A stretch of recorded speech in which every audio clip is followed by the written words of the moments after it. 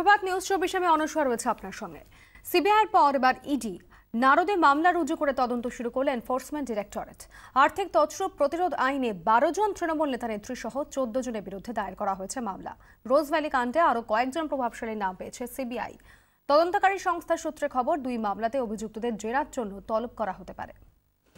নারদ কাণ্ডে তৃণমূলের 12 জন নেতা নেত্রী এবং এক আইপিএস অফিসারের বিরুদ্ধে ইতিমধ্যে এফআইআর দায়ের করেছে সিবিআই।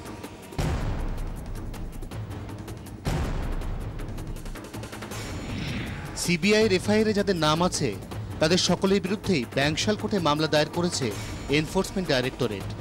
সঙ্গে এক অজ্ঞাত পরিচয় ব্যক্তির বিরুদ্ধেও মামলা দায়ের করা হয়েছে। নারদে আর্থিক তছরূপ হয়েছে বলেই মনে করছে ইডি। তাই তৃণমূল নেতা নেত্রীদের বিরুদ্ধে আর্থিক তছরূপ প্রতিরোধ আইনে মামলা রুজু হয়েছে। ইডির যুগ্ম অধিকর্তার নেতৃত্বে গঠিত হয়েছে বিশেষ তদন্তকারী দল।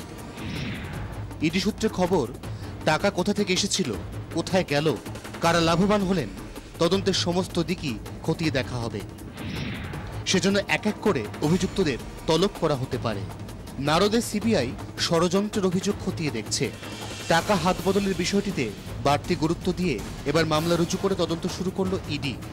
সময় যত এগোবে ততই আরও গুরুত্বপূর্ণ সূত্র উঠে আসবে বলে মনে করছেন গোয়েন্দারা। বৃহস্পতিবারই রোজভ্যালি কাণ্ডে খুর্দার আদালতে অতিরিক্ত চার্জশিট পেশ করে সিবিআই। গৌতম কুণ্ডু ছাড়াও দুর্নীতি দমন আইনে জমা পড়া চার্জশিটে নাম রয়েছে সুদীপ বন্দ্যোপাধ্যায় এবং তাপস পালের। সিবিআই সূত্রে খবর, রোজভ্যালি কাণ্ডে তদন্তে আরও কয়েকজন প্রভাবশালীর নাম উঠে এসেছে।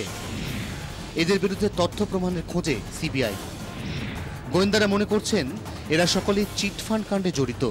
কেন্দ্রীয় তদন্তকারী সংস্থা সূত্রে খবর, পাকাপোক্ত তথ্য প্রমাণ হাতে এলেই জেরার জন্য এই প্রভাবশালীদের তলব করা হবে। ভুবনেশ্বর থেকে বিক্রম দাসের রিপোর্ট, 24 ঘন্টা। নারদে তদন্ত চালিয়ে যাবে সিবিআই। তদন্ত চলবে অপরূপা পোদ্দারের বিরুদ্ধেও। তদন্তে পূর্ণ সহযোগিতা করতে হবে অপরূপাকে। তৃণমূল সাংসদের দায়ের করা আবেদনের শুনানিতে স্পষ্ট করে দিল হাইকোর্ট। তবে সাংসদের বিরুদ্ধে দুর্নীতি দমন আইন প্রয়োগ নিয়ে কেন্দ্রীয় গোয়েন্দা সংস্থার ব্যাখ্যা চেয়েছে আদালত। নারদে অন্যতম অভিযুক্ত অপরূপা পোদ্দার, আরামবাগের সাংসদ, মোটা টাকা নেওয়ার অভিযোগ তাঁর বিরুদ্ধেও।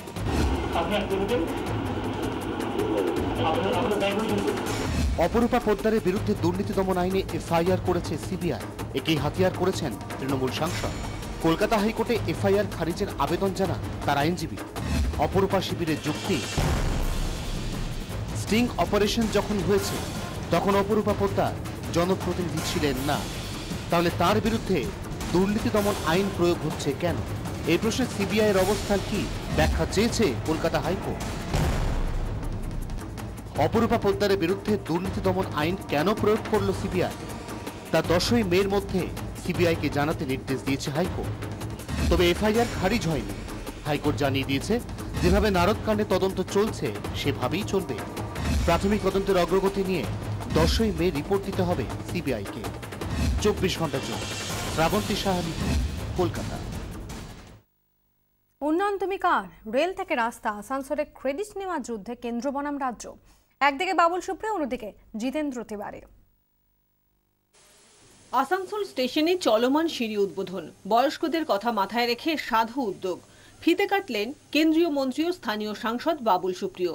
আমন্ত্রিত হয়েও অনুষ্ঠানে গড়হাজির রাজ্যের মন্ত্রী মলয় ঘটক ও আসানসোলের মেয়র।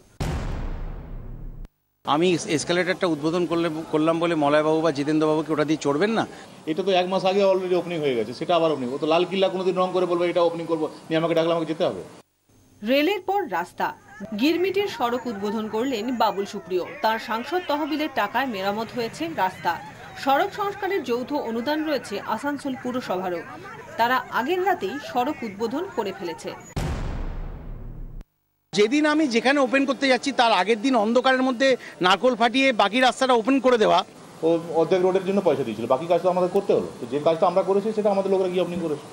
আমি চাই যে আমার ভয়ে এমসি ওই বাকি জায়গাটুকু সমস্ত রাস্তা বানিয়ে দিক, এবং আমি যেদিন ওপেনিং করব তার আগের দিন রাত্রি এভাবেই করুক। আমাদের মাথার উপর পা দিয়ে হাঁটুন, সেটা আমরা দিয়ে কি করবো? মানুষ, আসানসোল মানুষ একবার ভুল করেছে, ভোগ তো করতেই হবে আমাদের।